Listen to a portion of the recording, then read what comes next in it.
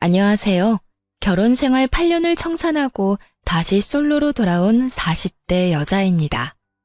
8년? 이렇게 보니 그 인간 같지도 않은 인간이랑 오래도 살았다는 생각이 드네요. 진작 그런 인간이란 걸 알았다면 8년은커녕 결혼조차도 하지 않았을 텐데요.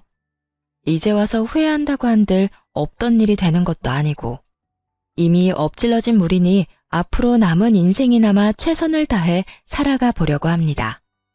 오늘 마지막으로 하소연을 좀 하고 말이죠. 그러면 길고도 긴 저의 이야기 들어보실래요? 저와 남편은 결혼한 지 8년이 된 부부였어요. 저흰 둘 다 아이를 원하지 않았습니다. 다행히 저희의 의견을 시댁과 친정에서 존중해주는 분위기였죠. 그렇기에 각자 회사 다니며 결혼 생활을 즐기고 있었습니다. 결혼한 지 8년이나 됐지만 크게 부딪히는 일 없이 화목한 가정을 꾸려나갔죠. 남편이 워낙 다정한 사람이라 거의 싸우는 일도 없었어요.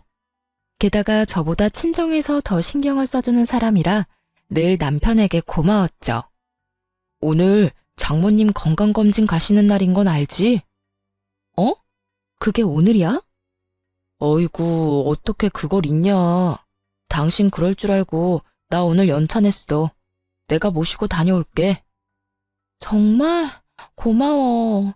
어떻게 그걸 잊을 수가 있지? 당신 아니었음 오늘 큰일 날 뻔했네. 바쁘다 보면 그럴 수도 있지. 장모님은 내가 잘 모시고 다녀올 테니까 당신은 출근이나 잘하세요. 이렇듯 남편은 제가 잊은 친정 일에도 발벗고 나서주었어요. 그런 남편의 모습에 결혼 하나는 정말 잘했다는 생각도 많이 했고요. 남편의 이중적인 모습에 속고 있다는 것은 꿈에도 모르고 말입니다.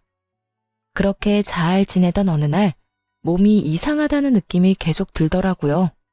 덜컥 겁이 났어요. 혹시나 암 같은 큰 병은 아닌가 해서 말이죠.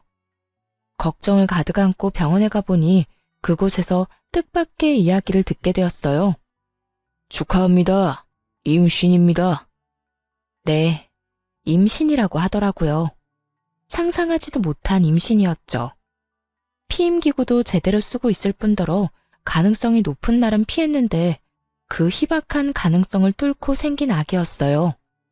아기를 원한 적은 없었지만 축복이라는 생각이 들었어요. 정말 말도 안 되는 확률로 온 아기잖아요. 하늘에서 보내준 선물이라는 생각이 들만하죠. 바로 남편에게 임신 사실을 알렸습니다. 남편도 많이 놀라고 얼떨떨하겠지만 결국엔 기뻐할 거라 믿어 의심치 않았어요. 하지만 남편은 임신 소식을 듣자마자 화를 내더라고요. 뭐? 임신? 임신이래. 이게 무슨 일인가 몰라. 조심하기도 하고 나이도 많아서 그런 쪽으론 전혀 생각하지 못했는데. 무슨 여자가 날짜 계산도 제대로 못해서 이사다를 만드는 거야? 우리 아이는 갖지 말자고 했었던 거 잊었어? 이제 어떻게 할 거야? 남편의 말을 듣고 있자니 섭섭한 마음이 확 들더라고요. 아무리 임신 계획이 전혀 없었던 상황이라고 한들 말이죠. 거기에다 저딴 식으로 대뜸 화를 내니 기분이 상하기도 했고요. 당신은 무슨 말을 그렇게 해? 내가 무슨 임신이 하고 싶어서 안달난 사람이야? 뭐 싫다는 당신한테 마구잡이로 달려들어서 몰래 한 임신이야? 그런 것도 아닌데 왜 말을 그딴 식으로 해? 언성을 높이며 남편에게 따져 물었어요. 그제야 남편은 제정신이 돌아왔는지 눈치를 살피며 이상한 변명을 늘어놓더라고요. 아니, 난 그런 뜻이 아니라 너무 놀라서 그랬지. 왜 사람이 너무 당황하고 놀라면 언성이 높아지잖아. 나도 모르게 너무 놀라서 그랬어. 당신 기분 많이 나빴지? 그런 뜻으로 한 말은 아니었어. 그러니까 오해하지 말고 기분 풀어. 오해? 당신 같으면 오해를 안 하게 생겼어? 아무리 놀랬다고 해도 어떻게 그런 말을 해? 축복은 못 해줄 망정 뭐? 이제 어떻게 할 거냐고? 그래, 말 한번 잘했네. 내가 어떻게 해주면 좋을 것 같아? 어떻게 해줄까? 그런 뜻이 아니었다니까. 여보, 내가 정말 실수했어. 미안해. 남편은 계속해서 미안하다고는 했지만 아기에 대해선 아무 말도 안 했어요. 낳자거나 낳지 말자거나 아무것도 말하지 않더라고요. 아니, 아예 임신에 대한 언급 자체를 하지 않았어요. 대신 그 뒤로 남편은 임신이 달갑지 않다는 것을 온몸으로 표현하기 시작하더라고요. 휴가 때 가려고 계획했던 여행을 취소하려는 어느 날이었어요. 아무래도 임신 때문에 몸조심을 해야 했으니까요. 이번에 우리 여행 가기로 한 것도 취소해야겠지. 아무래도 비행기 오래 타는 건 무리일 거 아니야. 그래야 하지 않을까? 노산이기도 하고 역시 조심하는 게 좋을 것 같아. 이게 뭐야? 임신 때문에 계획대로 되는 일이 하나도 없어. 지금도 이런데 애 태어나면 더 할 거 아니야. 이래서 내가 아기 갖기 싫다고 한 거였는데. 이런 남편의 말을 듣는데 짜증이 확 나더라고요. 임신하면 그렇지 않아도 몸도 힘들고 마음도 힘들잖아요. 그런데 남편까지 저런 말로 임신이 달갑지 않다는 걸 표현하니 화가 났어요. 그래서 하고 싶은 말이 뭔데? 애를 낳자는 말이야, 낳지 말자는 말이야? 싫으면 지금 말해. 그렇게 말 빙빙 돌리지 말고. 안 그래도 힘든 사람 더 힘들게 하지 좀 마. 그간 남편에게 하고 싶었던 말을 쏟아냈습니다. 그렇게까지 화를 내니 남편은 한 발 물러서 또 눈치를 살피더군요. 아니, 그런 뜻이 아니잖아. 그냥 나는 아쉬워서 그렇지. 이번 여행 우리가 정말 기대했었는데 이렇게 취소해야 하니까 아쉬워서 그랬어. 여행 취소해서 아쉬운 것도 당신이 달갑지 않아 하는 것도 다 알아. 근데 이왕 생긴 아기 축복이라고 생각하고 좋게 말해주면 안 돼? 없을 것도 아니고 낳아서 키워야 하잖아. 대체 언제까지 그렇게 임신 탓하고 있을 건데? 미안해. 내가 생각이 짧았어. 당신도 많이 힘들 텐데 말 그렇게 해서 미안해. 남편은 또다시 미안하다고 하며 상황을 넘기려 했습니다. 그렇게 계속 반복되는 남편의 반응에 스트레스를 많이 받았죠. 그러면서 정말 이 아기를 낳아도 되는 것인지 걱정도 되더라고요. 지금도 저러는데 출산 이후 남편이 어떻게 변할지 모르는 일이니까요. 막상 낳은 아기가 너무 예뻐 남편이 좋게 변한다면 더없이 행복한 결말일 테지만 그렇지 않은 경우라면 상상도 하기 싫더라고요. 그건 저에게도 나쁘겠지만 태어날 아이에게도 끔찍한 상황일 게 분명했으니까요. 그러는 와중 시부의 생신날이 되었습니다. 매년 밖에서 하던 생신잔치를 갑자기 집에서 한다고 하더라고요. 그렇지 않아도 컨디션이 좋지 않은 몸인데 시부의 생신이니 어쩌겠어요. 힘들게 장을 봐 시댁으로 갔습니다. 그날따라 남편의 회사 일로 시모는 볼일로 바빠 혼자 생신상을 준비했어요. 그렇게 홀로 정신없이 음식을 준비하는데 갑자기 배가 참을 수 없이 아파오더라고요. 아래쪽에서 무언가 흘러나오는 느낌이 들어 급하게 병원으로 갔죠. 보통 큰일이 아니라고 직감했지만 그땐 이미 늦은 후였습니다. 아기가 하늘나라로 갔다는 소식을 듣고 말았으니까요. 그렇지 않아도 노산이었던 터라 조심 또 조심했어야 했는데 온종일 음식을 하느라 애를 썼더니 몸이 버티지 못했던 것이었어요. 병실에 누워있으니 소식을 전해 들은 시부모님과 남편이 오더라고요. 누워있는 저를 본 시모는 눈물까지 흘리며 손을 쓰다듬어 주셨어요. 그러고는 남편을 질책하기 시작하시더라고요. 넌 네 마누라가 임신했으면 진작 나한테 말을 했어야지. 그랬으면 이런 일은 없었을 거 아니야. 아니, 애초에 네 마누라가 임신했다는 사실을 알긴 했었던 거야? 시모의 질책이 쏟아지자 남편은 다 기어들어가는 목소리로 대답했습니다. 내가 남편인데 그걸 왜 몰랐겠어. 혹시나 해서 좀 지나면 말씀드리려고 했어요. 안 하느니만 못한 남편의 답은 시모의 화에 기름을 부어버렸습니다. 이어 시모의 입에서 나온 말들은 저를 충격에 빠뜨리기에 부족함이 없었어요. 그걸 아는 녀석이 왜 이번 생신은 집에서 축하하자고 우겨댄 거야? 내가 오늘 볼 일이 있어서 음식할 시간 없다고 말했지? 그래도 집에서 할 거라고 그렇게 우기더니 그렇지 않아도 네 와이프 노산인데 고생할 건 생각도 안 한 거야? 시모의 말을 들어보니 시댁에서 시부의 생신을 축하하자고 남편이 우겨댔더라고요. 시모가 약속이 있어 그건 곤란하다고까지 했는데도 말이죠. 남편은 시모의 말에 크게 당황하더니 말도 안 되는 변명을 해대기 시작했어요. 아니, 바깥 음식 먹기 지겹잖아. 난 그냥 집에서 간단하게 미역국이나 먹으면 되겠지 하는 마음에 그랬던 거야. 나라고 일이 이렇게 될 줄 알았겠어? 몰랐다는 말만 하면 그만이야? 애는 둘째치고 네 와이프 몸 상한 거는 어떻게 할 거야? 나도 속상해. 나라고 마음 편한 줄 알아. 나도 정말 이렇게 될 줄은 몰랐다고. 남편은 일이 이렇게 될 줄 몰랐다고 계속해서 말했어요. 하지만 의심의 끈을 놓을 수가 없더라고요. 아무래도 제 몸에 무리가 가게 하기 위해 남편이 일부러 이딴 짓을 벌인 것 같았어요. 그렇지 않고서야 어떻게 설명할 수 있을까요? 갑자기 집에서 생신상을 준비하자느니 타이밍 좋게 회사에 급한 일이 생겼다느니 평소와 다른 행실이 의심스럽기 짝이 없었죠. 무엇보다 수상한 건 남편이 지나치게 제 눈치를 살핀다는 거였어요. 물론 유산을 했으니 눈치를 살피는 게 당연하긴 했죠. 그런데 눈빛이 뭔가 이상했습니다. 걱정과 우려가 섞인 눈빛이 아니라 초조함이 담긴 눈빛 같더군요.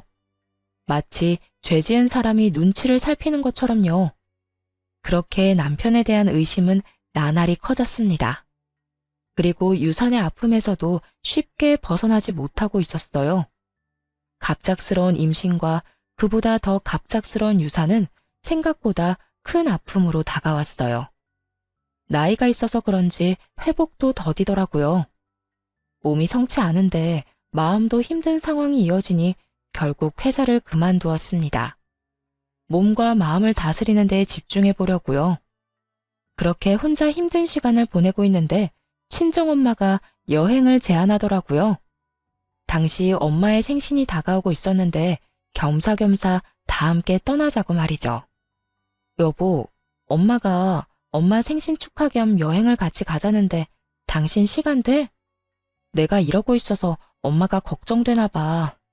기분 전환이나 하고 오면 어떻겠냐고 하더라. 여행 가서 좋은 것도 보고 맛있는 것도 먹고 하면서. 여행? 좋지. 그렇지 않아도 당신 걱정되는데 다 같이 가면 좋겠네. 나도 회사에 말해서 휴가 쓸 테니까 장모님이랑 계획 세워봐. 4박 5일 정도면 되겠지? 그만큼이나 쉴 수 있어? 난 길어봤자 2박 3일 정도 생각했는데. 2박 3일이면 비행기에서 내려서 짐 풀자마자 다시 짐 싸서 돌아와야 해. 4박 5일은 돼야 좋은 거 보고 먹으면서 기분 전환을 하지. 회사에 미리 이야기하면 되니까 난 신경 쓰지 말고 당신 하고 싶은 대로 계획 짜. 경비도 신경 쓰지 말고 말이야. 계획 짜서 나한테 말만 하면 내가 다 예약할게. 남편은 하나부터 열까지 책임지겠다며 신경 써주려고 애를 썼습니다. 그런 남편의 모습을 보며 괜한 오해를 했나 하는 생각이 들더라고요. 또 몸과 마음이 워낙 힘드니 남편을 의심하는 데 에너지를 쏟기도 싫었고요. 여러 가지로 피곤했던 터라 애써 외면하고 싶은 마음도 있었던 것 같아요. 그렇게 여행 가는 날이 되었습니다. 그런데 당일 아침 남편이 곤란한 표정으로 이런 말을 하더군요. 여보, 어떻게 하지? 나 여행 같이 못 갈 것 같아. 오늘 회사에 중요한 미팅이 잡혀서 나도 참석해야 한다지 뭐야? 남편의 말을 듣자 절로 표정이 굳었습니다. 남편은 그런 제 얼굴을 보고는 자신의 휴대전화를 보이더라고요. 대리님, 오늘 오후에 급한 미팅이 잡혔어요. 아무래도 대리님 연차 다시 반납하시고 회사로 오셔야 할 것 같아요. 부장님께서 빨리 대리님께 연락하라고 하셨어요. 근 5년간 그 회사랑 거래했던 내역이랑 리스트 정리해서 보고서 올리라고요. 설마 벌써 비행기 타신 건 아니죠? 보시는 대로 빨리 연락 좀 주세요. 회사에서 온 연락은 한눈에 봐도 다급해 보이더라고요. 아쉽지만 그간 남편이 준비하던 일이 중요하다는 걸 알고 있었습니다. 그래서 더는 남편을 붙잡아두면 안 되겠다는 생각이 들었어요. 알겠어. 급한 일이라는데 어쩔 수 없지 뭐. 여행은 부모님이랑 다녀올 테니까 당신은 신경 쓰지 말고 회사 가봐. 아니야. 오후 미팅이라고 하니까 당신 공항에 데려다주고 가면 돼. 장모님이랑 장인어른은 따로 가신다고 했으니까 당신 혼자 가야 할 거 아니야. 그럴 시간이 돼? 보고서 작성도 해야 하잖아. 빨리 모셔다 드리고 회사 가서 하면 다 됩니다. 얼른 가자. 당신 가는 거 보고 이래야 일이 잘 될 것 같아서 그래. 남편은 한사코 공항까지 데려다 주겠다고 했어요. 그래서 하는 수 없이 남편의 배웅을 받으며 비행기에 올라탔습니다. 그렇게 좌석에 앉아 휴대전화를 꺼냈을 때였어요. 전원을 끄기 전에 남편에게 고맙다는 문자를 보내려고요. 그런데 마침 카톡이 하나 오더라고요. 자기야, 우리 집사람 지금 비행기 탔어. 4박 5일 동안 자유야. 어디야? 내가 지금 데리러 갈게. 남편에게서 온 연락이었어요. 미리 보기 내용을 보자마자 이게 무슨 말인가 싶어 카톡에 들어가 봤죠. 그 짧은 순간에 남편이 대화를 삭제했더라고요. 카톡을 보내고 난 후 바로 삭제를 하면 수신인 휴대전화에서도 삭제가 되잖아요. 바로 그 기능을 사용한 것이었어요. 남편이 아무리 재빨리 삭제를 했다고 한들 이미 두 눈으로 모든 걸 정확히 본 뒤였죠. 그렇게 남편이 외도를 저지르고 있다는 걸 확신하게 되었습니다. 더불어 오늘 회사에 급한 일이 있다고 거짓말하며 여행에서 빠진 이유도 알아버렸죠. 상간녀와 함께 좋은 시간을 보내기 위해서지 뭐겠어요. 모든 사실을 다 알게 되자 가장 친한 친구에게 재빠르게 전화를 걸었습니다. 그리고 대충 상황을 설명하며 흥신소를 통한 남편의 뒷조사를 부탁했습니다. 마음 같아서는 당장 비행기에서 내려 직접 그 추잡한 광경을 보고 싶었지만 그러면 부모님이 더 걱정을 하실 테니 차마 못하겠더라고요. 또 다른 곳으로 떠나 마음을 정리할 필요가 있기도 했고요. 그렇게 여행길에 올랐고 여행지에서 실시간으로 외도 증거들을 받아보았습니다. 그중 단연 충격적인 건 상간녀의 정체였는데요. 상간녀는 남편의 회사 신입 직원으로 남편보다 20살이나 어리더라고요. 그러니까 25살인 거죠. 두 사람이 만나기 시작한 건 반년 전쯤이라고 했습니다. 상간녀가 남편 회사에 들어오고 얼마 지나지 않았을 때였어요. 그땐 제가 임신을 하기 전이었거든요. 그제야 남편이 왜 그렇게까지 임신에 불만을 표현했는지 알겠더라고요. 남편은 하루라도 더 빨리 이혼을 해서 그 젊은 상간녀와 살고 싶었던 거죠. 그런데 제가 임신을 하고 출산까지 해버리면 큰 차질이 생길 게 분명하잖아요. 그래서 그렇게까지 싫어했던 것이었어요. 이로써 무리를 하게 해 유산으로 이끈 것이 남편의 계획이었음이 확실해졌습니다. 일단 좋은 풍경을 보고 맛있는 음식을 먹으며 이혼을 계획했어요. 특히 복수의 칼을 더욱더 날카롭게 갈 수 있도록 해준 건 두 사람의 대화였는데요. 그 대화를 듣고 있자니 정말 이가 바득바득 갈리더라고요. 그러면 오빠 와이프는 지금 여행 간 거야? 오빠는 이 분위기 좋은 곳에서 나랑 스테이크나 썰고 있는 줄도 모르고? 회사에 급한 미팅 잡혔다고 말했지. 자기가 보내준 문자 보여주니까 감쪽같이 속던데. 지금쯤 장인 장모랑 좋은 시간 보내고 있을 거야. 4박 5일이라고 했으니까 그동안 나 이런 데 많이 데리고 가줘야 해. 이런 데만 데리고 가겠어? 백화점 가서 가방도 사줄게. 이럴 줄 알았으면 그냥 한 달 쉬다 오자고 할 걸 그랬어. 그러면 자기랑 여행도 다니고 좋았을 텐데. 비행기 추락사고 이런 거라도 일어났으면 좋겠다. 그러면 이혼을 어떻게 해야 할지 걱정 안 해도 될 텐데. 비행기 추락사고. 이 말을 듣는데 정말 온몸에 소름이 다 돋더라고요. 어떻게 된 인간이 그런 말을 입에 올릴 수가 있는 것인지 아무리 어린 여자한테 미쳐있다고 해도 말이죠. 당장이라도 달려가 머리채라도 잡고 싶은 심정이었습니다. 그 뒤로 이어진 대화도 가관이었어요. 에이, 아무리 그래도 그건 아니지. 그나저나 나 이번에 기획안 제출하라고 하던데 오빠가 도와줄 거지? 당연하지. 우리 자기 일인데 내가 다 도와줘야지. 자기도 얼른 진급하고 자리 잡아야 하니까. 역시 오빠가 최고야. 그나저나 오빠 돈 이렇게 막 써도 돼? 오빠 와이프가 눈치채면 어쩌려고. 눈치? 퍽이나 그 여자가 눈치채겠다. 그 여자 지금 유산했다고 세상 온갖 슬픔을 혼자 다 떠안는 사람처럼 굴고 있어. 그런 사람이 나한테 신경 쓸 겨를이 있을 것 같아? 그리고 평소에도 정신이 워낙 없는 사람이었어. 오죽했으면 그 부모도 내가 다 챙겼을까. 책 잡히기 싫어서 다 챙기느라 내가 피곤해 죽겠다니까. 그랬습니다. 남편은 진심에서 우러나와 제 부모님을 챙긴 것이 아니었어요. 본인이 외도나 저지르고 있으니 부모님을 이용하고 있었던 거더라고요.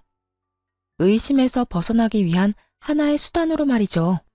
모든 사실을 알게 된 후 이를 갈며 여행지에서 돌아왔습니다. 그날 바로 상간녀의 본가와 상간녀가 만나는 남자에게 외도 증거를 다 보내버렸어요. 알아보니 상간녀는 결혼을 약속한 사람이 있는 상태더군요.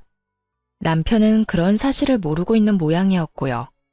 그러니까 상간녀가 남편과 그런 관계를 맺고 있었던 이유야 뻔하죠. 그저 빠른 진급과 편한 회사 생활을 위해 나이 많은 남편을 만난 거 아니겠어요? 상간녀의 예비 남편은 바로 회사를 찾아가 한바탕 난동을 부렸다고 합니다.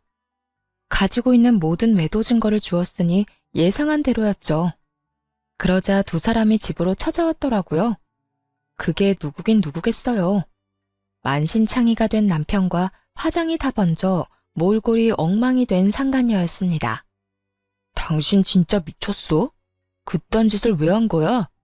미치지 않고서야 왜 그런 걸 보내서 이 상황을 만드냐고. 그러게, 아줌마 진짜 미쳤어요? 미치려면 혼자 곱게 미칠 것이지. 왜 남의 인생을 다 망쳐놓고 그래요? 미친 건 두 사람이지. 불륜이나 저지른 주제 어디서 감히 큰 소리야? 지금 무릎 꿇고 싹싹 빌어도 모자란 상황인 건 몰라? 내가 왜 무릎을 꿇어요? 뭘 잘못했다고? 아줌마 남편이 먼저 나한테 만나자고 했어요. 남편 하나 못 휘어잡은 주제에 누구한테 무릎을 꿇으라 말아야? 상간녀는 정신이 나가버린 사람처럼 악다구니를 써댔습니다. 그래서 눈 하나 깜짝 안 하고 그런 상간녀에게 겁을 주었죠. 야, 너 이제부터 말 한마디 한마디 잘 생각해서 하는 게 좋을 거야. 너 지금 결혼만 깨졌지? 과연 이게 마지막일 거라고 생각해? 네가 지금 어떻게 행동하냐에 따라서 네 미래가 달라질 거야. 나 시간 많거든? 내가 여기서 더 많이 화가 나잖아. 그러면 나 평생 너 쫓아다니면서 네 앞날에 똥칠해줄 수 있어. 네가 결혼한다고 하면 그 식장에 가서 난동을 피울 거고, 네가 재취업을 한다고 하면 그 회사에 찾아가서 뒤집어 엎어버릴 거야. 그러니까 그런 꼴 당하기 싫으면 그냥 입 다물고 있어. 상간녀는 할 말이 없는지 그저 씩씩거리며 노려보고 있었습니다. 그런데 이번엔 남편 놈이 뚫린 입으로 말 같지도 않은 말을 해대기 시작하더군요. 틀린 말 한 게 하나 없는데 무슨 말을 그렇게까지 해? 무릎? 참 기가 막혀서. 당신이 가만히 있었다면 그깟 무릎 얼마든지 꿇어줬겠지. 그런데 당신이 그딴 짓을 벌이는 바람에 우리 두 사람 꼴이 우스워졌잖아. 당신 같으면 무릎을 꿇고 싶겠어? 도대체 왜 그런 짓을 한 거야? 우리 일은 우리끼리 조용히 대화로 해결하면 되는 거잖아. 왜 일을 이렇게까지 만들어? 어쩌면 인간의 탈을 쓰고 저렇게나 뻔뻔할 수가 있는지. 남편의 말을 듣고 있자니 무슨 큰 죄를 저지른 듯한 기분이었어요. 하지만 큰 소리를 치고 있는 남편에게 지지 않고 맞서주었죠. 내가 누구 좋으라고 대화로 문제를 해결해? 두 사람은 불륜 저지르면서 대화로만 사랑을 나눴어? 아니잖아. 온갖 추잡한 짓은 다 했을 거 아니야. 본인들은 그렇게 하고픈 거 다 하고 다녔으면서 뭐? 조용히 대화로 이 문제를 풀어내길 바란다고? 뻔뻔해도 너무 뻔뻔한 거 아니야? 정신 차려. 내가 아니라 네가 잘못한 거야. 네가 바람을 피운 거라고. 잘못은 네가 한 주제에 어디서 큰 소리를 쳐? 저 역시 남편을 향해 고함을 질러버렸습니다. 그러자 남편은 인상을 잔뜩 찌푸리더니 차라리 잘 됐다고 이혼하자고 하더군요. 됐어. 차라리 잘 됐어. 그냥 이혼하자. 어차피 당신이랑 이혼하려고 했는데 시간 낭비할 일 없겠어. 이렇게 된 거 무릎 꿇고 용서를 빌 필요도 없는 것 같고. 내가 그렇게 해봤자 당신도 마음 풀리지 않을 거 아니야. 그냥 깔끔하게 이혼해. 그래, 바라던 바야. 그런데 내가 진짜 궁금한 걸 참을 수가 없어서 하나만 묻자. 당신, 나 임신했을 때 아버님 생신상 차리게 만들었잖아. 그래서 유산까지 하게 된 것도 당신 계획이었어? 나하고 이혼할 때 걸림돌이 될까봐 일부러 그런 상황을 만들어낸 거니? 확신을 가지고 남편에게 물으면서도 내심 아니라는 말을 하길 바랬던 것 같아요. 그래도 사랑했던 사람인데 그 정도로 최악이란 사실을 받아들이기 힘들었으니까요. 하지만 바램과는 달리 남편은 모든 사실을 털어놓기 시작하더군요. 그래, 맞아. 이렇게 된 마당에 거짓말을 해봤자 뭐 하겠어? 당신이 생각한 대로 내가 다 계획한 거야. 당신이 무리를 하면 유산을 할 수도 있겠다고 생각해서 말이야. 그런데 정말 내 생각대로 다 될지는 몰랐어. 어처구니가 없더라고요. 그런 상황을 다 만들어 놓고선 정말 유산을 할지는 몰랐다니. 그것만 해도 충격이 큰데 남편은 더 충격적인 말을 이어서 해댔습니다. 이제 와서 하는 말이지만 유산한 거 사실 당신한테도 좋은 일 아니야? 난 당신이 무사히 출산을 했다고 하더라도 무슨 수를 써서든 이혼했을 거야. 그렇게 되면 당신도 당신이지만 그 애의 삶도 얼마나 처량하겠어. 그러니까 나 너무 원망만 하지 말고 차라리 다행이다 생각하고 살아. 그게 당신한테도 좋으니까 말이야. 남편의 말을 들으니 정말 너무 화가 나 눈앞이 새하얗게 되더라고요. 그대로 바로 손에 들고 있던 커피를 남편의 얼굴에 부어버렸습니다. 그리고 이게 무슨 짓이냐고 고함을 지르는 남편에게 한마디 해주었어요. 이 인간 같지도 않은 쓰레기가 그걸 지금 말이라고 해? 다행! 네가 쓰레기라는 걸 지금이라도 알아서 다행스럽다 정말. 더는 얼굴 보고 있는 것도 구역질나니까 당장 꺼져. 저 여자 데리고 당장 내 눈앞에서 사라지라고. 나라고 다를 줄 알아? 나도 당신 얼굴 보면 구역질나. 다 늙어빠진 주제 성격만 더러워서는 바로 이혼할 준비나 해. 괜히 나한테 복수한다 치고 이혼 안 한다고 버티지 말고.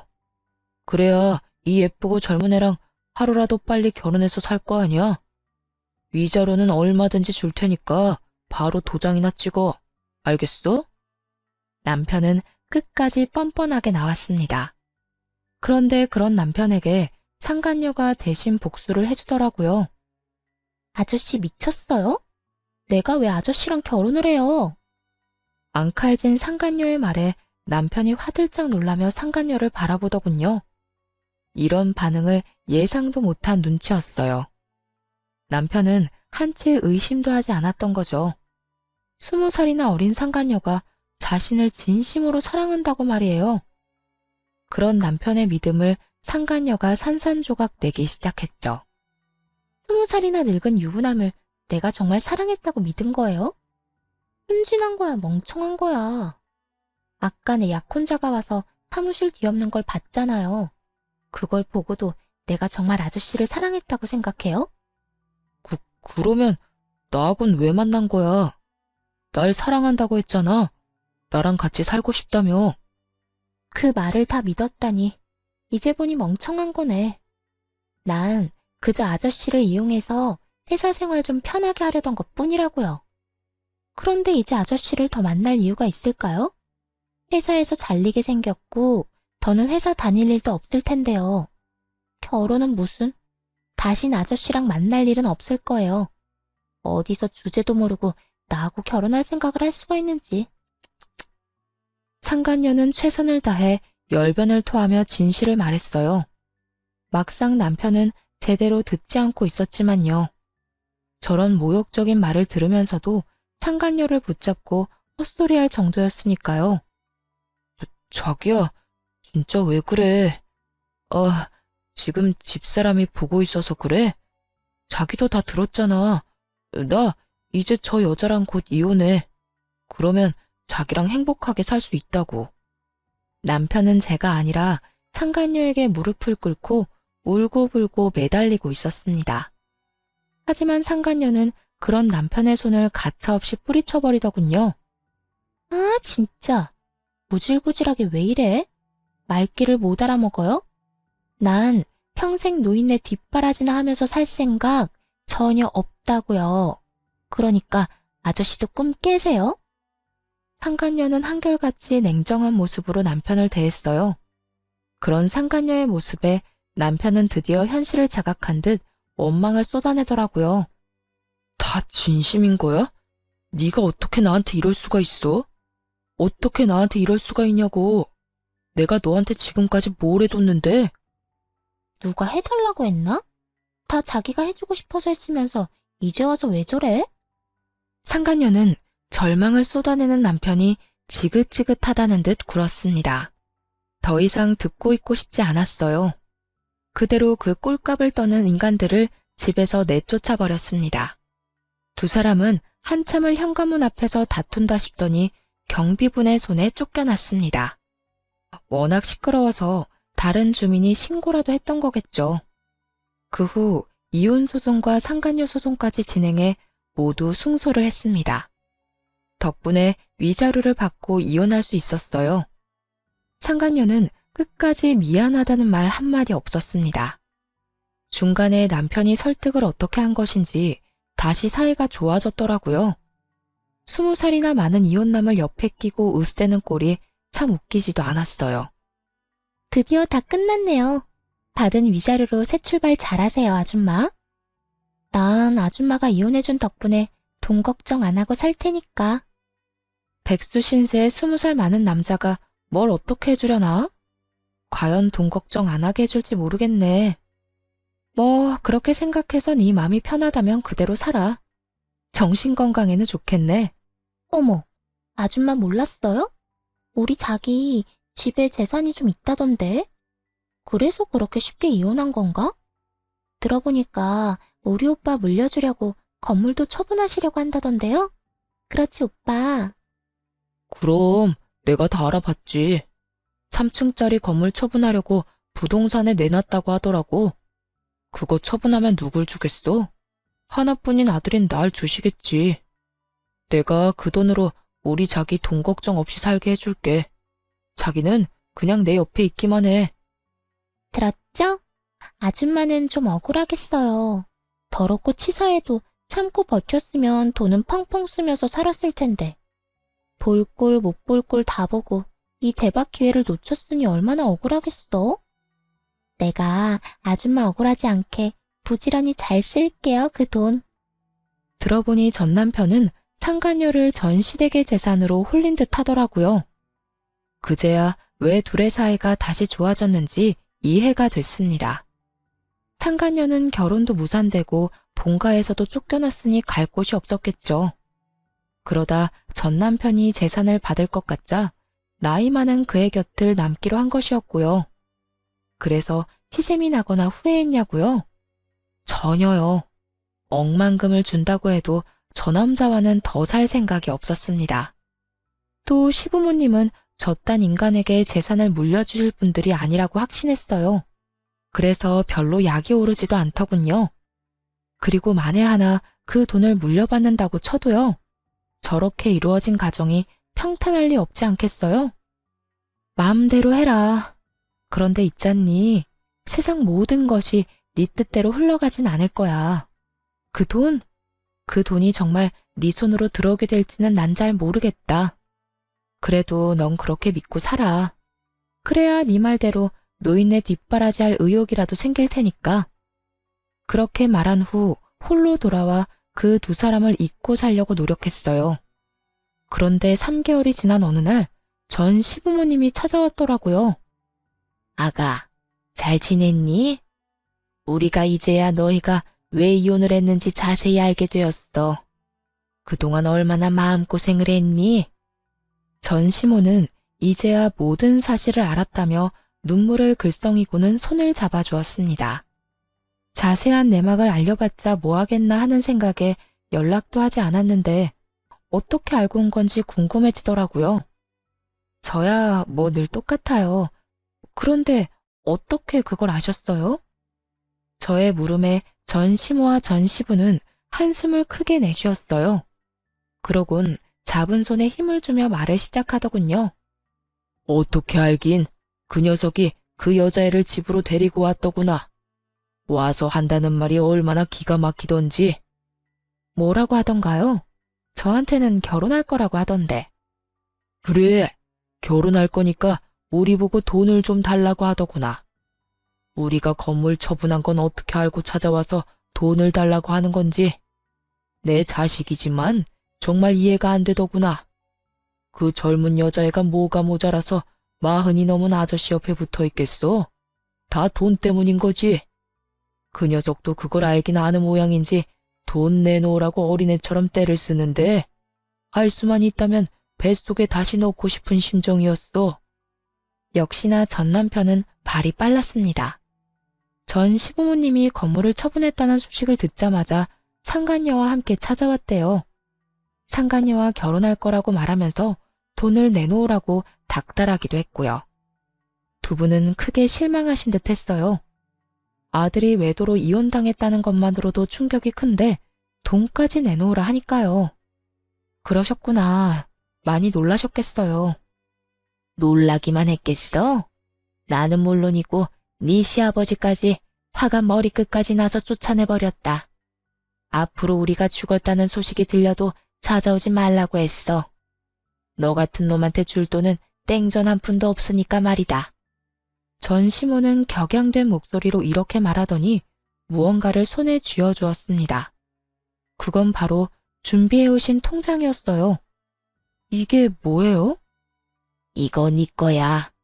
언젠간 너희 부부한테 물려주려고 모았던 돈이랑 건물 처분한 돈 조금 넣었다. 깜짝 놀라 통장을 열어보았습니다. 그곳엔 예상보다 큰 금액이 찍혀 있더라고요. 다시 통장을 돌려드리며 차마 받을 수 없다고 했죠. 그런데도 전 시모는 다시 통장을 주며 받으라고 하시더라고요. 어머님, 이거 너무 많아요. 저 위자료도 받았고 이렇게 큰 돈은 필요 없어요. 필요 없기는 내 아들놈 때문에 유산이라는 아픔도 겪었지 않니? 또 그런 꼴까지 보고 이혼하게 됐는데 그까짓 위자료로 되겠어? 이 돈으로도 네 상처가 치유되지 않을 거라는 거 잘 안다. 그런데 이렇게라도 해야 우리 마음이 편해서 그래. 이런 것밖에 줄 수 없어서 미안하구나. 전 시모는 끝까지 손에 통장을 쥐어주셨습니다. 그러면서 당부의 말도 잊지 않으시더군요. 그리고 그 녀석이 널 찾아올 수도 있어. 그 여자애는 물려받을 돈이 없다고 생각되면 바로 그 녀석 버리고 도망갈 거야. 너도 봤으니 다 알겠지만 말이다. 그러면 그 녀석이 어딜 가겠어? 우리한테는 쫓겨나고 영까지 끊겼으니 널 찾아오지 않겠어? 만에 하나라도 널 찾아오거든 소금이나 뿌리고 쫓아내버려. 다신 찾아오지 말라고 말하면서 말이야. 전 시모는 끝까지 저의 편에 서서 저를 위한 말을 해준 후 돌아갔어요.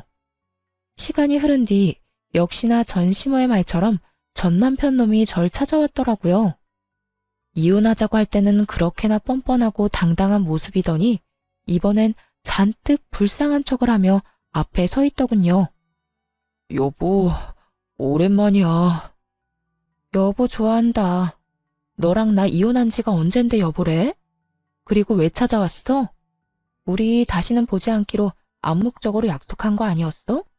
상간녀랑 행복하게 살 테니 빨리 이혼하자고 한 사람이 당신이란 걸 잊었어? 아직도 그 일을 마음에 두고 있는 거야? 그게 언제적 일인데. 나 그 여자애랑 끝냈어. 막상 이혼하고 나니까 당신이 그리워서 안 되겠더라고. 그래서 끝내버렸어. 당신한테 돌아오려고 말이야. 입에 침이나 바르고 거짓말을 하는 건지 전 남편은 얼굴색 하나 안 변하고 오로지 절 너무 사랑해서 돌아온 거라고 하더군요. 상간녀의 말처럼 멍청하기 짝이 없었어요. 이제와 후회한다고 내가 그리워 돌아왔다고 하면 뭐 달라지나요? 이쪽은 받아줄 생각 요만큼도 없는데 혼자서 확신하는 눈치였어요. 모두 없던 일로 하고 자신을 받아줄 거라고 말이죠. 당신은 내 생각 안 났어?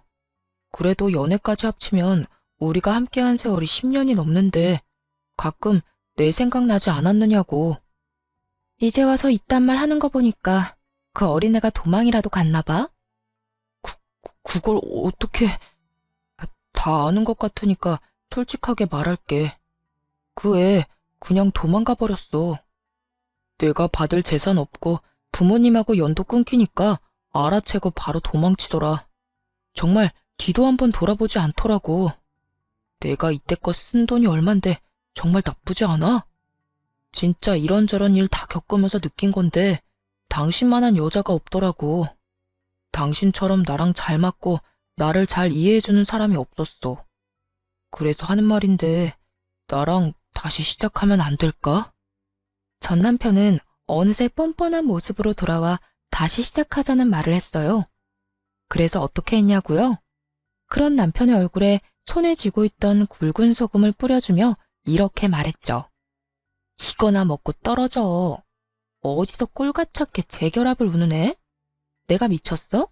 너 따위 놈이랑 다시 살게. 너 같은 거 돈 주면서 데리고 살라고 해도 싫다 이 말이야. 전 남편은 이런 반응을 예상하지 못했다는 듯 황당하단 눈빛으로 바라보더군요. 그러더니 이내 표정을 바꿔 본색을 드러내기 시작했어요. 그래, 그러면 돈이나 좀 내놔. 돈? 나한테 돈 맡겨놨어? 뭐 이리 당당하게 돈을 달래? 나 다 알고 있거든. 우리 부모님이 당신한테 돈 줬지? 내가 다 듣고 왔으니까 발뺌할 생각하지 마. 그거 원래 내가 다 받았어야 할 돈이야. 그러니까 그 돈 내놓으면 조용하게 가줄게. 뭐 이런 미친놈이 다 있나 싶었어요. 기껏 찾아와서 한다는 짓이 하소연과 돈 타령이라니. 이 와중에 미안하다는 말은 한마디도 하지 않고 말이죠. 너 미쳤니? 내가 그 돈을 줄 것 같아? 정신 좀 차려라. 이 돈 정당하게 내 손에 들어온 돈이야. 그런 돈을 내가 왜 당신을 줘? 당신 같으면 주겠어? 정당? 정당 같은 소리 하네. 전부 우리 부모님 돈인데 남인 당신이 그 돈을 왜 받아? 그거 내가 소송 걸면 다 나한테로 돌아오게 되어 있어. 그러니까 그때 가서 후회하지 말고 지금 내놔. 지금 나한테 주면 그 돈의 절반은 당신 줄게. 예정을 생각해서 말이야. 아, 그러셔? 그러면 당신이 말한 대로 소송 걸어. 걸면 되겠네. 그렇게 깔끔한 방법을 두고 왜 여기 와서 이 난리야? 피차 얼굴 보기도 싫은 사이에 이러고 있지 말고 가서 변호사나 선임해. 그래야 이 아까운 돈 한 푼이라도 받아갈 거 아니야.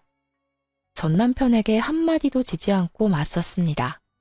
그러자 전 남편은 할 말이 없었는지 난동을 피우더라고요.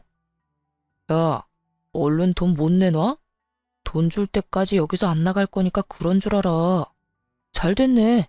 그렇지 않아도 갈 곳도 없었는데 계속 여기서 지내면서 돈 받아가면 되겠어. 내 꼴 보기 싫다고 했지? 그런데 어떻게 하냐? 난 당신한테 돈 받을 때까지 안 나갈 건데. 기어이 전 남편은 바닥에 드러누워 눈을 감아버렸습니다. 그런 전 남편의 모습을 보며 끝까지 진상이다 싶었어요. 결국 경찰서에 신고를 해버렸고 전 남편은 경찰의 손에 의해 쫓겨나게 되었죠.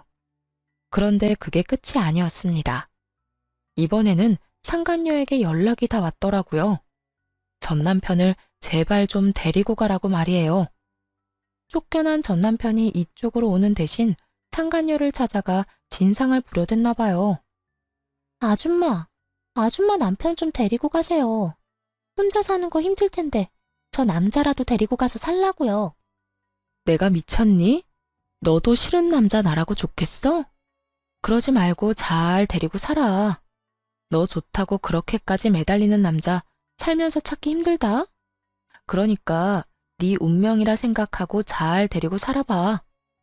내가 미쳤어요? 그때야 받을 재산이라도 있다고 하니 한번 같이 살아볼까 했던 거지.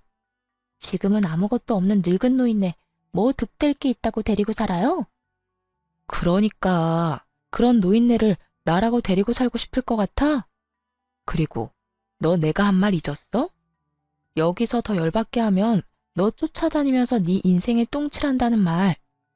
앞으로 펼쳐진 게 꽃길은 아니더라도 똥밭은 아니어야 하지 않겠니? 다신 나한테 연락하지 마라. 그리고 너 좋다고 찾아간 남자는 네가 해결해. 그 뒤로 겁이 나긴 했는지 상간녀에게서 연락 오는 일이 더는 없었어요. 그리고 반가운 소식을 하나 전해 들었는데요. 전 남편이 얼마나 끈질기게 상간녀를 찾아가 난동을 부렸는지는 몰라도 결국 구치소에 갇힌 신세가 되었다고 합니다. 그 이후의 소식은 들리지 않았고 저는 제 삶을 살고 있는 중입니다. 요즘은 시골로 내려와 정착해 살고 있는데요. 귀농해서 농사 짓는 게 적성에 딱 맞는 것 같아요. 작은 텃밭을 꾸리는 일이 참 재미있더라고요. 가끔 일이 있는 날엔 과수원에 나가 알바를 하기도 하고요. 여러 가지 소일거리를 하면서 블로그에 글을 쓰는 일도 하고 있습니다. 처음엔 마음을 달래고자 쓴 글이었는데 우연히 인기를 좀 얻었어요. 요즘엔 시골 생활을 하며 느낀 점을 쓰곤 해요. 그 덕에 여러 협찬이 들어오기도 하고 작지만 수익도 생겼습니다. 큰 돈을 버는 것은 아니지만 어차피 생활할 만큼의 돈은 있으니까요. 지금 생활이 만족스러워 한동안은 더 이렇게 지내보려고 해요. 처음에 시골로 간다는 소식을 전했을 때 부모님이 걱정을 많이 하셨거든요. 그런데 요즘은 이런 말씀을 하시더라고요. 사실 너 시골 간다고 했을 때 내심 걱정 많이 했어. 아무도 없는 곳에 혼자 내려보내도 되는 건가? 저러다 이상한 생각하는 건 아닌가 해서 말이야. 그랬어? 미안해, 걱정 끼쳐서. 미안하긴.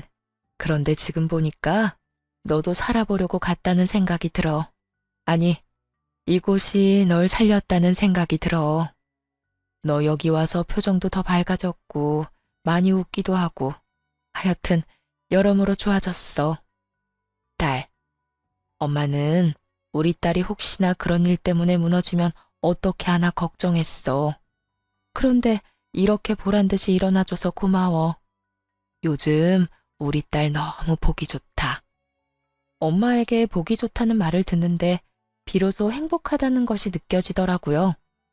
사실 엄마의 말처럼 처음에는 죽지 못해 살려고 이곳에 오는 결정을 했거든요. 전 남편과의 이혼이 후회스러운 것은 절대 아니었고요. 그저 전 남편과 함께 했던 시간을 낭비했다는 생각에 너무 한탄스럽더라고요. 앞으로 가야 할 길을 잃은 기분이기도 했고요. 하지만 지금은 행복을 느끼네요. 우연히 들어선 이 길에서 잘 살아보고자 여러 노력을 한 덕분이겠죠? 돌이켜보면 행복 참 별거 아닌데 그땐 왜 그렇게 멀어 보였나 모르겠습니다. 어쨌든 앞으로도 이렇게만 잘 살아보려고요. 긴 사연 함께 해주셔서 감사합니다.